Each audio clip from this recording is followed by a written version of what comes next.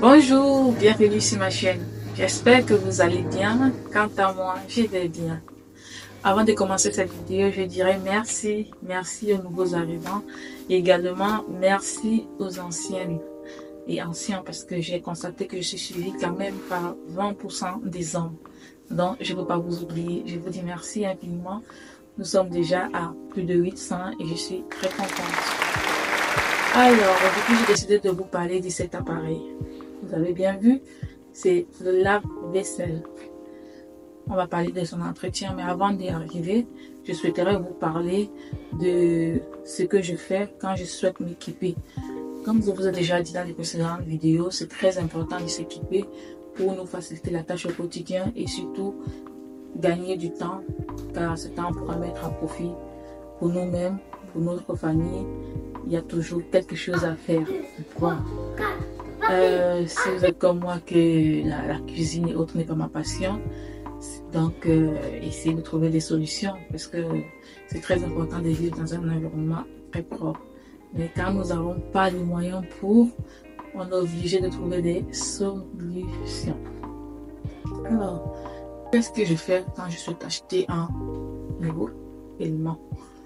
Je réfléchis, je fais des recherches sur Internet. Heureusement, aujourd'hui, on a Internet, n'est-ce pas? Je fais des vidéos sur l'appareil en question. Mais il faudrait d'abord que je ressente vraiment le besoin de pouvoir me procurer cet appareil. Là, quand je voulais acheter mon lave-vaisselle, je m'étais posé plusieurs questions parce que je me rendais compte que je passais beaucoup de temps à laver. Ce qui n'était pas évident parce que une fois rentré du travail, après avoir fait le repas du soir, s'il faut passer encore plus de 30 minutes à laver, c'était beaucoup.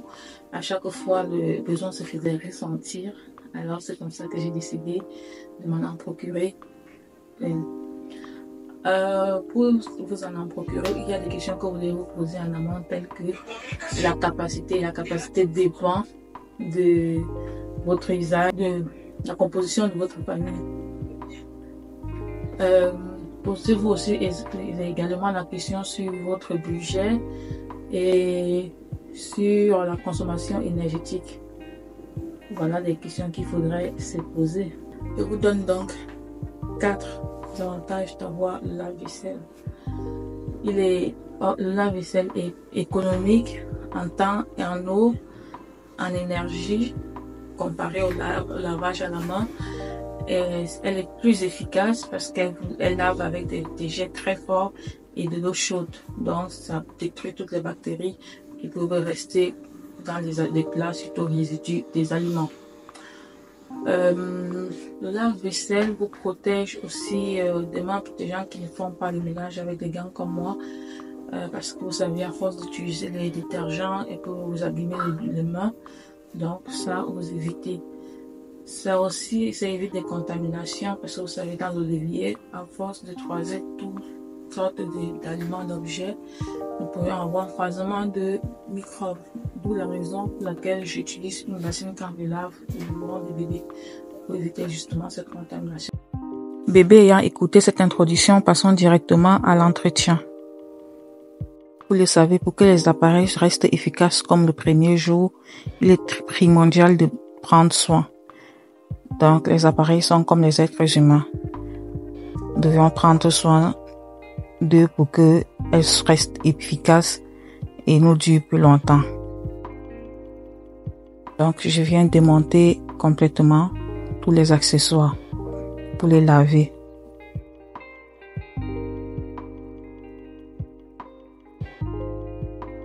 Lavage, j'ai donc besoin du vinaigre ménager ou vinaigre alimentaire, ce que vous aviez, plus de l'eau et du liquide vaisselle.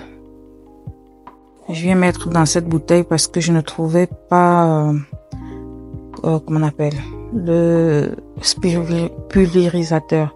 Bref, pas que je trouvais pas. En fait, le pulvérisateur que j'avais ça ne pompait plus, donc il me fallait remplacer. Comme ce jour, j'avais décidé de vous filmer cette vidéo et donc j'ai décidé que rien ne m'arrête. Et c'est aussi ça, quand vous êtes engagé de faire quelque chose et d'aller jusqu'au bout, même si vous avez des obstacles comme là, je pouvais dire que non, j'ai pas mon pulvérisateur, je vais attendre la prochaine fois. Non, je me suis dit, je vais faire cette vidéo, du moins je vais laver ma machine aujourd'hui, quel que soit le moyen, je le ferai.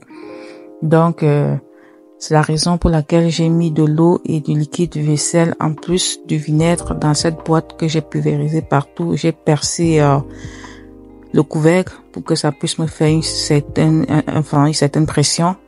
J'ai pulvérisé partout dans la machine. Je suis venue frotter avec une éponge que vous voyez la vaisselle. Puis j'ai pris une brosse. C'est très important de laver les accessoires avec une brosse parce que vous savez, la brosse va aller chercher les résidus cachés où l'éponge ne pourra pas arriver. Là, je lave le filtre. Je lave également le bac à couvert. Également les grands tiroirs, je les ai lavés. Maintenant, je viens retirer toutes les miettes qui se sont cachées dans les recoins. Là, vous voyez sur la barre, sur le côté, là, j'essaie de faire passer la brosse. C'est pratique. Elle passe partout. Et pourtant, l'éponge ne pourrait pas passer.